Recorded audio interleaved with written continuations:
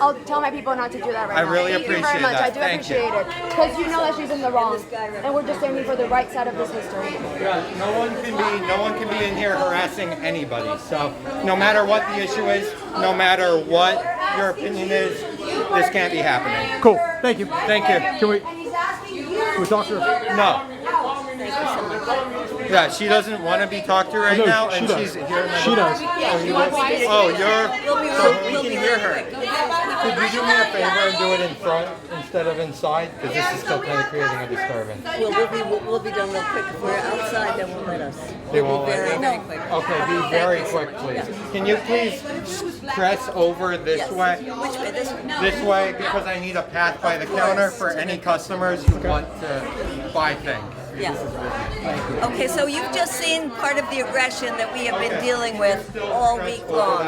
It's taking off the electricity for the people inside. It's cutting off their food and their medicines and any other vital supplies. We have elderly people in there. We have people with disabilities inside.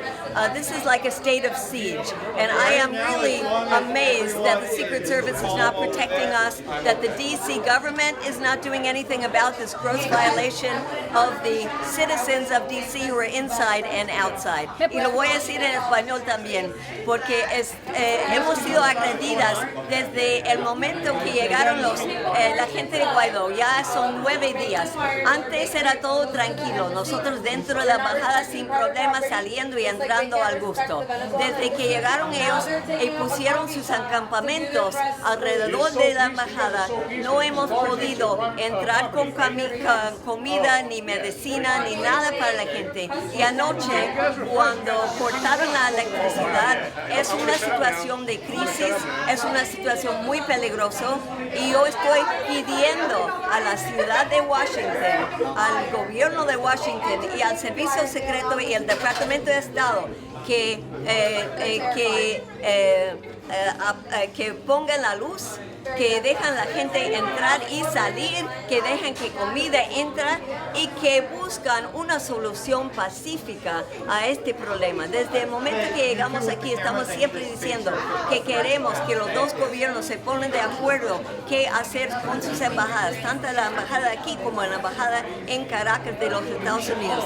Debe estar en manos de una tercera nación, y por eso estamos cada día esperando que haya un acuerdo para que nosotros podemos salir de la embajada y dejar la intranquilidad los vecinos y la ciudad de Washington. ¿Cómo están haciendo ustedes ahora entonces que no tienen luz para cocinar y para Es muy difícil para nosotros porque no tenemos cómo seguir dando comida a la gente, y es una situación muy peligrosa.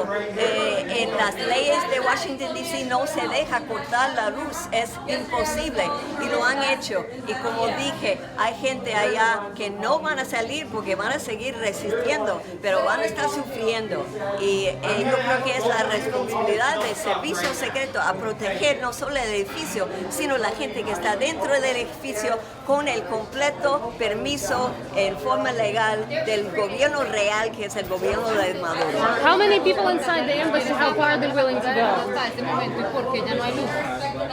Ellos van a quedar dentro de la embajada con comida, sin comida, con luz, sin luz. Nos dicen que van a quedar ahí resistiendo. Mi pregunta era, ¿quién estaba pagando la factura de la luz? Que usted sepa y por qué cortaron la luz. La factura está al tanto y lo está pagando el gobierno de Maduro. Tenemos la factura. Y cuando llamamos a la compañía dice que el dueño del edificio, que se dice que es Carlos Vecchio, dijo que se cortara la luz. How many people you have inside the embassy? How far are they willing to go? The people inside the embassy are determined to stay there. They are suffering a lot. I mean, now with this latest thing of cutting off the electricity, it is absolutely unheard of in Washington, D.C. If you're a poor person and you can't even pay the electricity, they can't turn it off. That's a human rights violation. And it's, I think, a reflection, and a very sad one, on the people who are outside that say they want to improve the lives of people in Venezuela. They want them to have electricity. They want them to have food and water. But they want to turn off the electricity. They want the people inside here to have no food. And they were cheering last night as the electricity were turned off, as if that were a great victory for them.